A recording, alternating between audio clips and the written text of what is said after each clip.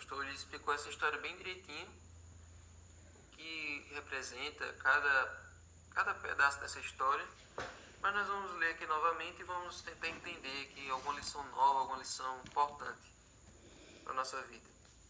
Então hoje é a circuncisão. Então aqui em Moisés, em Êxodo 18, em Êxodo 4, 18 ao 31. Deixa eu fechar aqui. Pronto. Logo depois que Deus fala com Moisés, agora Moisés ele decide obedecer, ainda que com medo, ainda que com relutância, ainda que com temor do que ia acontecer com ele.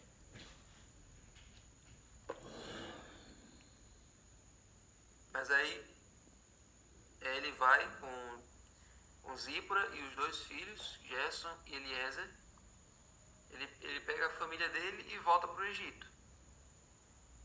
E ele levava na mão o bordão de Deus, o cajado com o qual ele ia fazer os milagres. Ele ia se apoiando nesse cajado e voltou nessa viagem. Só que aí, durante essa viagem, acontece um episódio bem estranho, bem inusitado. Porque, verso 24. Ou melhor, vamos ler desde o verso 23. E Deus dizendo a Moisés: E eu digo a você, deixe o meu filho ir. Não, tem que botar um pouquinho, ó, 22. Diga a Faraó: Assim diz o Senhor, Israel é meu filho, meu primogênito. E eu digo a você, deixe o meu filho ir para que me adore. Mas se você não quiser deixá-lo ir, eis que eu matarei seu filho e seu primogênito. Então Deus já dando um spoiler do que ia ser a 10ª praga do Faraó. Estando Moisés no caminho, numa estalagem, o Senhor o encontrou e quis matá-lo. O pastor explicou isso aqui. O Senhor o encontrou e quis matá-lo. Por que Deus faria isso? Deus tinha acabado de chamar Moisés para fazer a missão. Por que agora Deus quis matá-lo? Então, alguns comentaristas afirmam que essa experiência pode ter sido parecida com a luta de Jacó em Peniel, a luta de Jacó com o anjo. Pode ter sido nesse sentido, pode ter sido uma doença. Foi uma chegada junta que Deus deu em Moisés para ele se ligar, para ele entender que ele estava fazendo uma coisa errada. Ele ia cumprir a missão, mas estava negligenciando uma coisa muito importante. Então aqui é como se fosse um momento em que Deus chacoalha Moisés, dá aquele susto em Moisés para ele entender que ele não poderia seguir adiante sem fazer o que deveria ser feito, certo? Então, olha o restante da história. Verso 25. Então Zípora pegou uma pedra afiada, cortou o prepúcio do seu filho e com ele tocou os pés de Moisés. E lhe disse: Sem dúvida, você é para mim um marido de sangue. Provavelmente Zípora não fez isso porque ela concordasse, mas porque ela precisava salvar a vida de Moisés.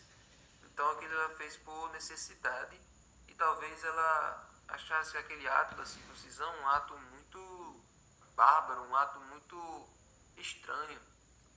Então ela fez aquilo assim para poder livrar a vida de Moisés, porque achava um ato bem estranho de se fazer, de cortar o prepúcio dos filhos. Era um ato muito único que Deus estava tentando, que Deus instituiu para o povo de Israel. Os outros nações não tinham isso. Então, no que é que Moisés tinha errado? Como Deus instituiu a circuncisão através de Abraão, todo judeu, todo hebreu tinha que passar pelo processo de circuncisão. Moisés tinha se circuncidado quando era criança, com certeza. Joquebede cuidou para que isso acontecesse. Então Moisés sabia que todo hebreu, todo israelita precisava passar por isso. Precisava ter essa cerimônia. Precisava desse ritual. Por quê? Porque aquilo era uma marca no corpo identificando que você era judeu. Você era um circunciso, diferente dos incircuncisos, os que adoravam os ídolos. Então, era uma marca no seu corpo.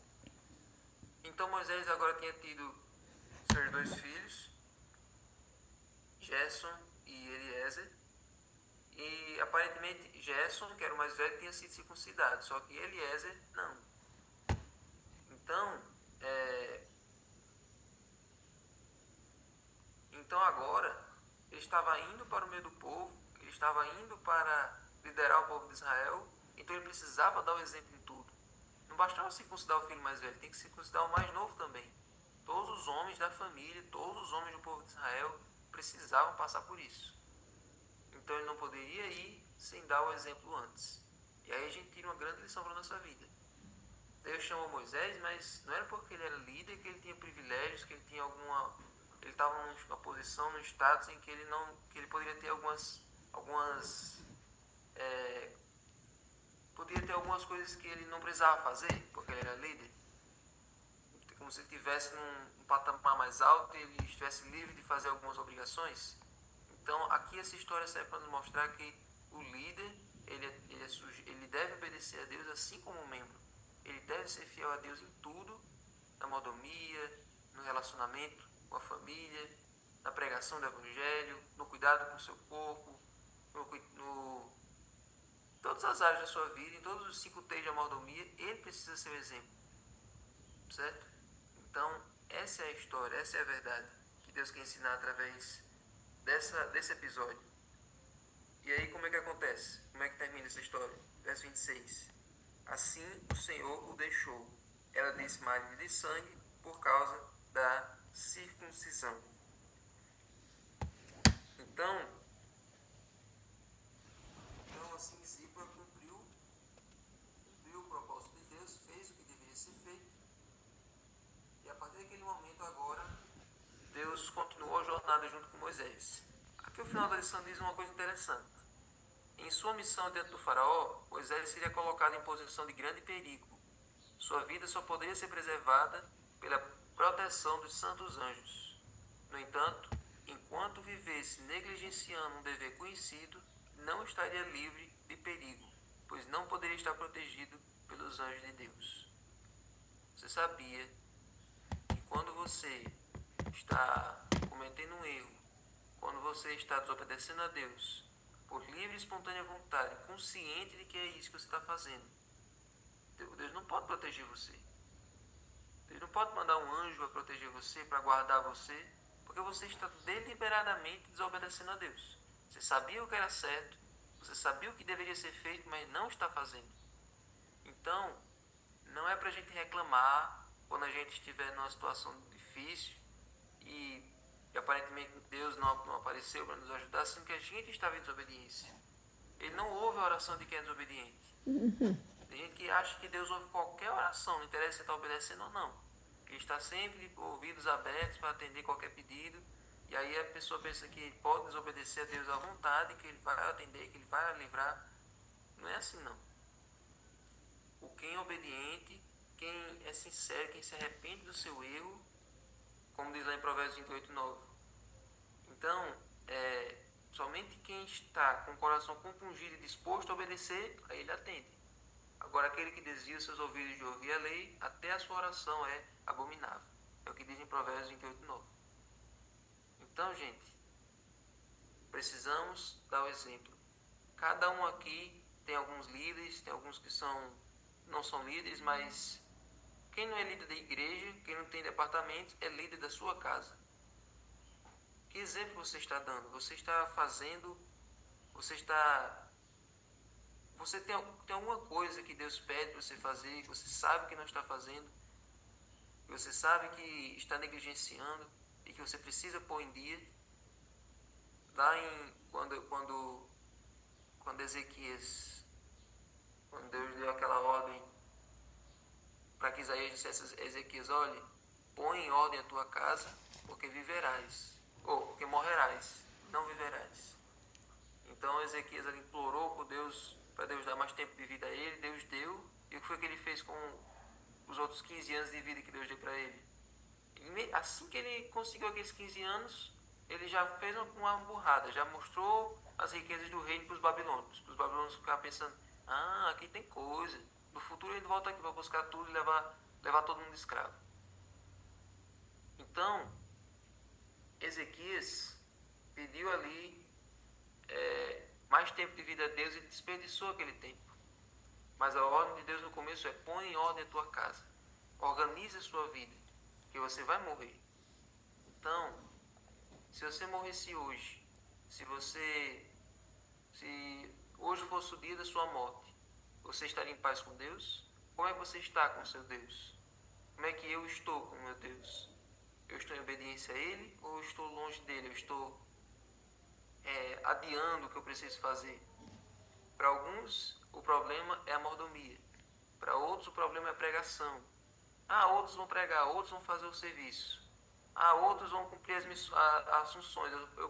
Meu serviço é só ir para a igreja e pronto. É só eu participar de um clube dos bravadores e pronto. É só eu cantar e tchau. Então, como é que está a sua relação com Deus? Lá no episódio de Samuel e Saul, Samuel disse assim: pois obedecer é melhor do que sacrificar. Então, a obediência a Deus é o que ele mais preza para que seus filhos façam. Porque se a gente o ama, devemos guardar os seus mandamentos. É isso que diz no Evangelho de João. Então, revise a sua vida com Deus. Faça um exame de consciência. No que eu estou, no que eu estou, onde é que eu estou obedecendo a Deus e onde é que eu estou negligenciando meu dever? Onde é que eu estou negando o que eu preciso fazer? Então, que essa seja a lição de hoje. Essa lição da circuncisão, essa história bastante inusitada do livro de Êxodo, deve servir para nos alertar sobre isso. Então, vamos orar? Senhor Deus, muito obrigado, Senhor, por essa lição de hoje. Muito obrigado, Senhor, por essa mensagem da Tua Palavra. Nos ajuda, Senhor, a não passar por alto aquilo que o Senhor nos ordena fazer. Cada mandamento Teu, cada ordem Tua é para o nosso bem e é para o andamento da Tua obra. Então, nos ajuda a não apresentar desculpas como Moisés fez e nos ajuda, Senhor, a ser exemplo. Eu sei que é difícil, muitos de nós não queremos ser exemplo para ninguém, a gente só quer talvez viver a nossa vida, mas o Senhor nos chama só para sermos luz. E não existe maior privilégio no mundo do que ser chamado para ser luz no meio da escuridão. Que nós possamos, Senhor, sentir prazer em te obedecer, que nós possamos sentir alegria em te seguir. Fica conosco. Agora abençoe o estudo do livro Ciência do Bom Viver. Em nome de Jesus. Amém. Amém.